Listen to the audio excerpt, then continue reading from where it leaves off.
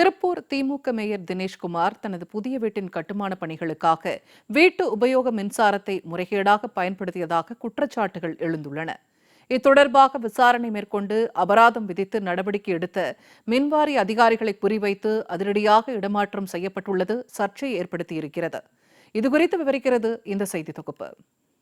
திமுகவை சேர்ந்த திருப்பூர் மாநகராட்சி மேயர் தினேஷ்குமார் புதுக்காடு KNP சுப்பிரமணியன் நகர் பகுதியில் வசித்து வருகிறார். இந்த வீட்டு அருகிலேயே புதிதாக ஒரு வீட்டை தினேஷ்குமார் கட்டி வருகிறார். விதிமுறைப்படி புதிய கட்டிடப் பணிகளுக்கு தற்காலிக வணிக மின் இணைப்பை பெற வேண்டும்.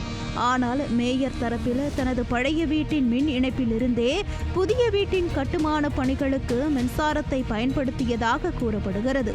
இது தொடர்பாக தனது தாயார் பார்வதி பெயரில் கடந்த அக்டோபர் மாதம் புதிய மின் இணைப்பு கோரி விண்ணப்பிக்கப்பட்டு அதற்கான கட்டணமும் செலுத்தப்பட்டுள்ளது.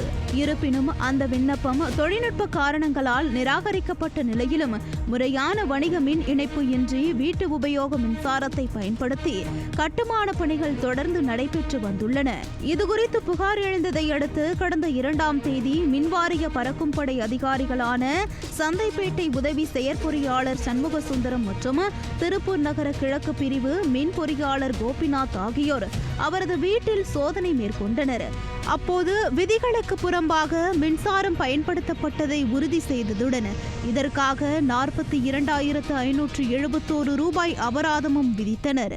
அது டெபாசிட் அந்த லைன் வாங்கி தான் யூஸ் பண்ணணும். ஆனால் இந்த சம்மந்தப்பட்ட மேயர் பார்த்தீங்கன்னா அந்த 100 யூனிட்டுக்கு இலவச மின்சாரத்தை தவறுதலாக அந்த இதுக்கு இப்போ பயன்படுத்தியிருக்காரு. அதனால அபராதம் போட்டிருக்காங்க. அதில் கரெக்டாக தான் இருக்குது. அவர் இப்போ பயன்படுத்திய தவறு, அதாவது இலவச 100 யூனிட் குடிசை வீட்டுக்கு வழங்கக்கூடிய மின்சார இணைப்பை தற்காலிக மின்சார இணைப்பை வாங்காமல் கட்டுமான பணிக்கு பயன்படுத்தியிருக்காங்க.